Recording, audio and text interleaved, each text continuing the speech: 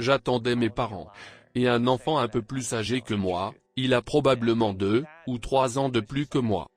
Il aime venir à côté de moi, il est comme « Hey, mec, où sont tes bras ?» Je n'en avais pas, il me dit genre « Tais-toi. Tu es un menteur », j'ai dit non. Je ne le suis pas.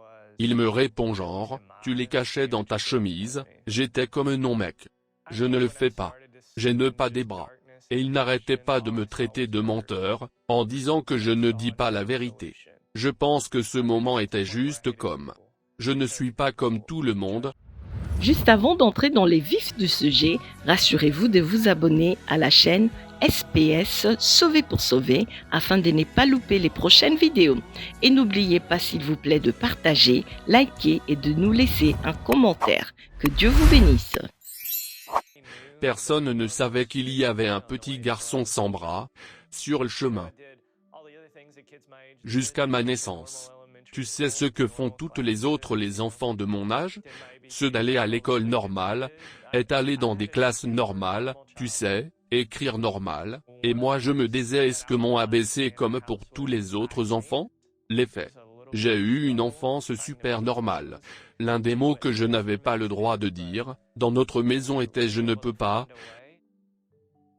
C'était un peu difficile d'essayer de faire aux orteils, ce que les mains étaient censées faire. Mais mec, nous avons pu trouver un moyen.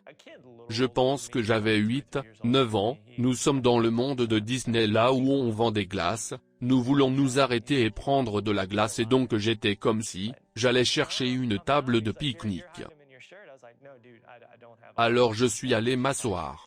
J'attendais mes parents.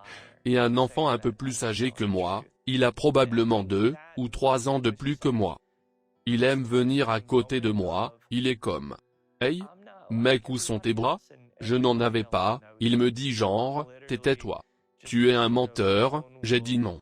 Je ne le suis pas. Il me répond genre « Tu les cachais dans ta chemise », j'étais comme non mec. Je ne le fais pas. Je n'ai pas des bras. Et il n'arrêtait pas de me traiter de menteur, en disant que je ne dis pas la vérité. Je pense que ce moment était juste comme « Je ne suis pas comme tout le monde, et tout le monde le sait.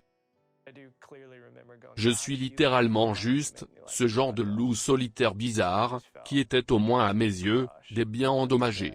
Plus que tout ce que je pense, quand j'ai commencé à glisser dans l'obscurité, et la dépression tout ce que j'ai vu était blessé et je n'ai vu aucune solution, j'en suis vraiment arrivé au point où je détestais les gens. Parce que les gens m'aient jugé. Je me souviens clairement d'être allé un jour et je commence à dire, « Dieu si tu m'aimais, pourquoi ne m'as-tu pas fait comme tout le monde ?» J'avais juste l'impression d'être écrasé à mort, commencer à repousser les gens, commencer à devenir juste un hyper introverti.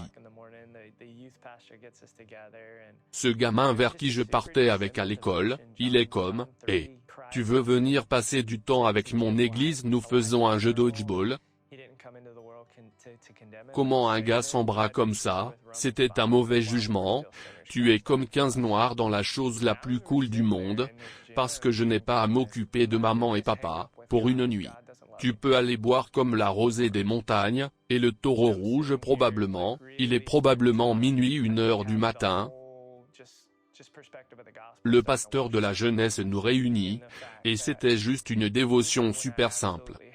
John, le Christ est venu pour donner la vie.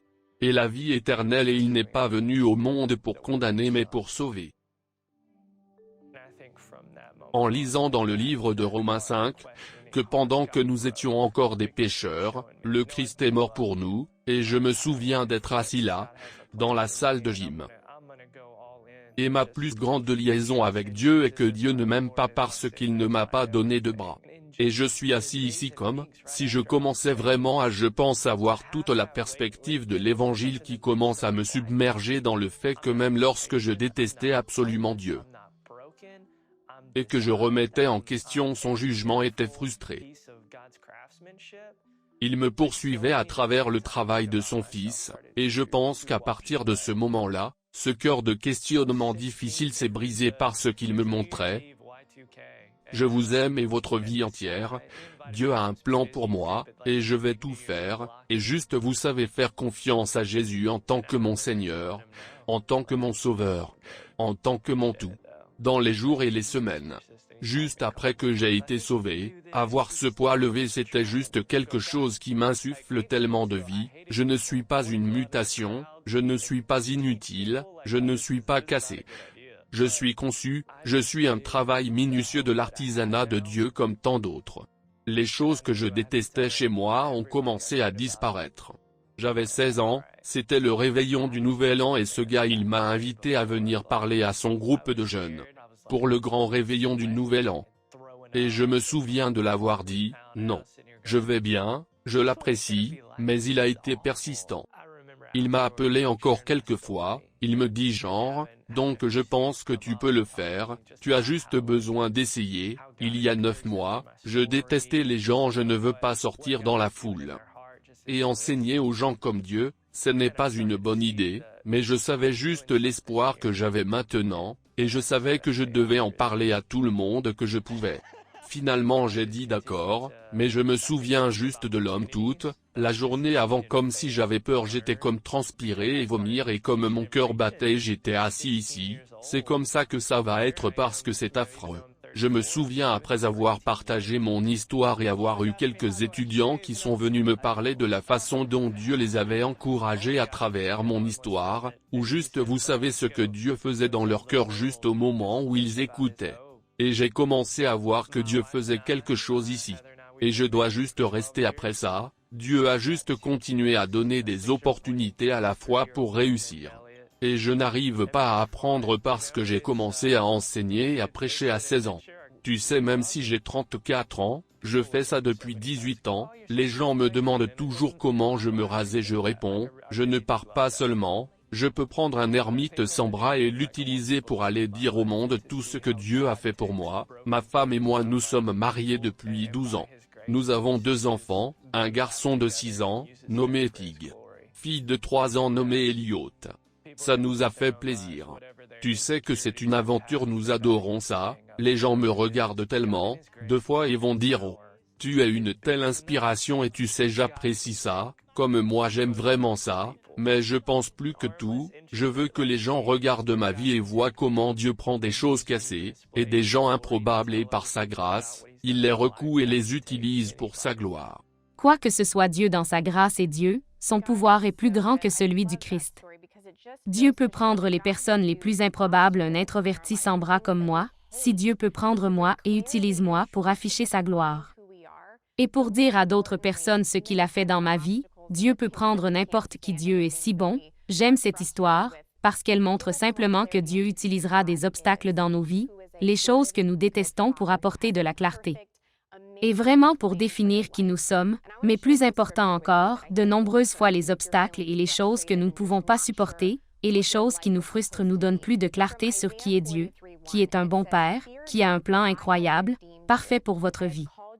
Et je veux partager avec vous des écritures qui, je pense, vous encourageront si vous vous sentez frustré, et que vous n'êtes pas sûr de ce que votre vie est censée être. Par ton nom tu es à moi, et je crois que c'est ce que Dieu te dit, en ce moment aujourd'hui qu'il t'appelle par ton nom. Tout ce que tu as à faire est de dire oui à lui qui t'appelle, dis oui. Nous sommes arrivés à la fin de cette vidéo, partagez et aimez la vidéo. Si vous avez été béni par ces enseignements, ces temps de louange et d'adoration, ces témoignages, n'hésitez pas à vous abonner sur cette chaîne SPS Sauvé pour sauver. SPS Sauvé pour sauver, l'évangile de Christ pour les saluts des âmes. Ici, nous témoignons de Jésus. Que Dieu vous bénisse.